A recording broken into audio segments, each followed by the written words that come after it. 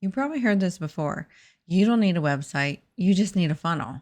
Or maybe the opposite. Funnels are scammy. Just build a solid website. So, which is it? Do you actually need both? Or is one enough?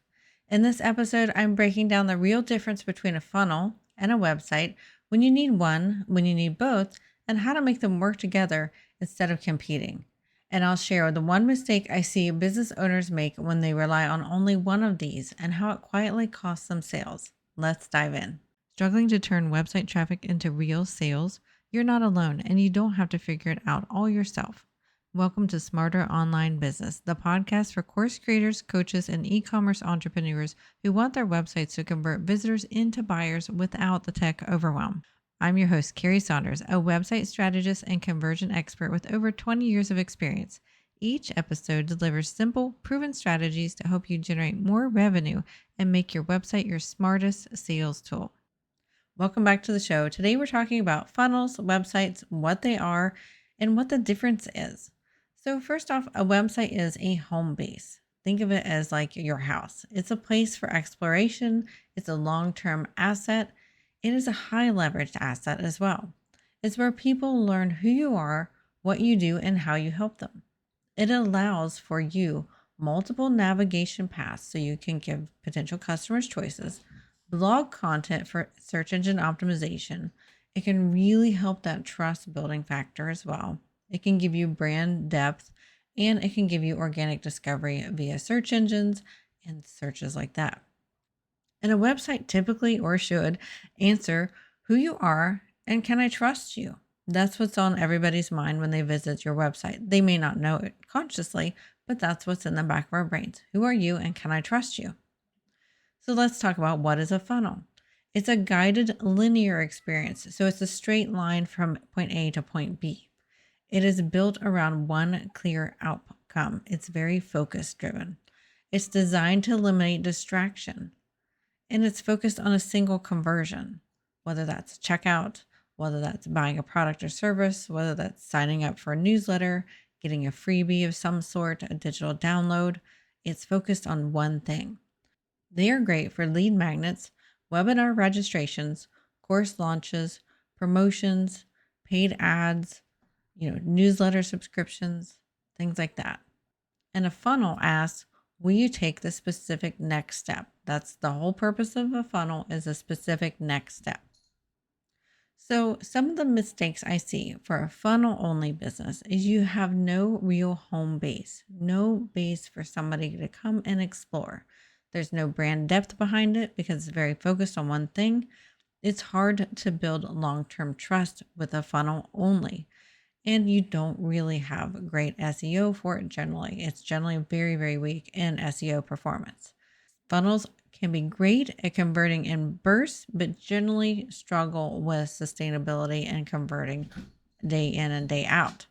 Now, website only business sometimes will fall into the trap of just having a beautiful site, having lots of pages with no purpose behind them, no clear guided action, and visitors might wander without converting and not knowing what to do next.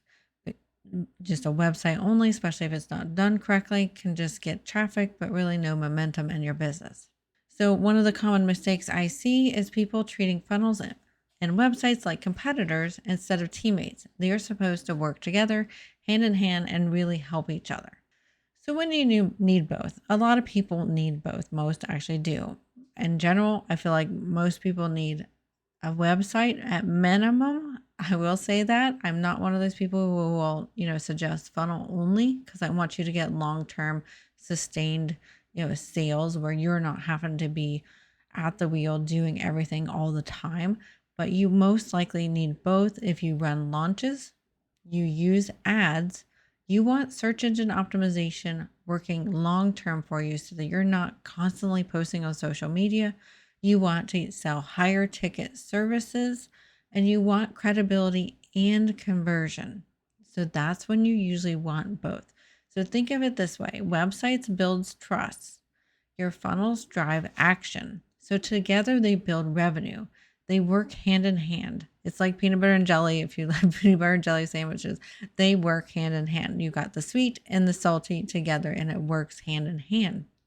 So then, if we should have both, and I'm not saying that your funnels need to be complicated, have a wonderful website, supports your business, shows you what you do, how you serve people, the benefits you bring, the products you sell.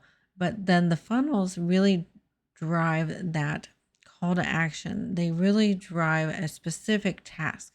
So a funnel will live under your main domain typically, and funnel pages should match your website branding.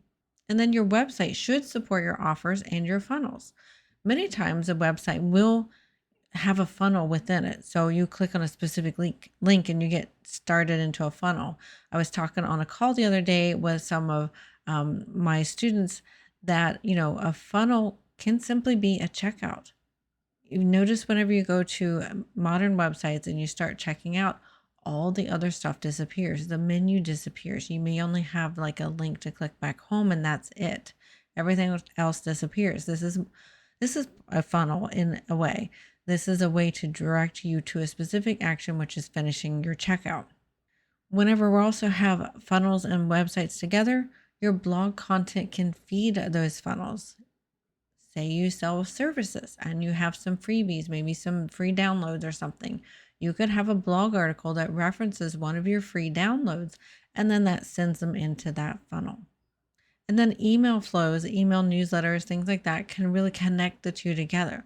Maybe somebody has found you via a funnel, and then you capture the email, and then you bring them back to the website via an email that you sent them, a newsletter you sent them with interest in it.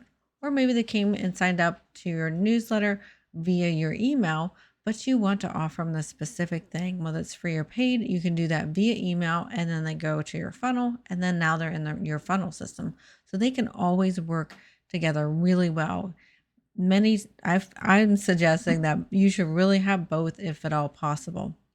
And I think Mac is wanting to enjoy having our podcast today. So if you hear or see Mac in the background, he is having fun this morning. So let's get back to the funnels and the websites. Having both is a great, great strategy and what I recommend for most businesses. Don't feel like you have to start there though. If you're brand new listening to this, start with a decent website that's going to really showcase who you are and provide trust, and then add in a funnel or two as you can. So if your website feels like it's floating or your funnels feel disconnected from your brand, that's a lot of the things that we solve here in our business. Just head on over to smarteronlinebusiness.com and you'll find a link to sign up for a newsletter where you can find out more about our products and our services.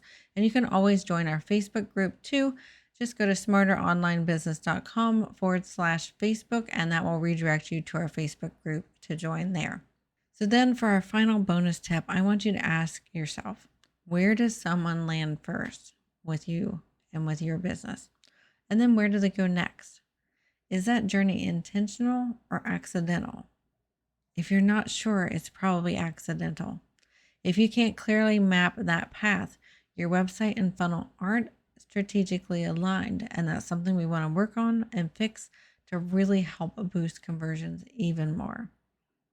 That's all we have for this week's episode of the Smarter Online Business Podcast. I hope you thoroughly enjoyed it, and be sure to rate us and review us on your favorite podcast player, because that helps spread the news about us and gets the word out to other business owners just like you to help them grow their business. And we will see you next week.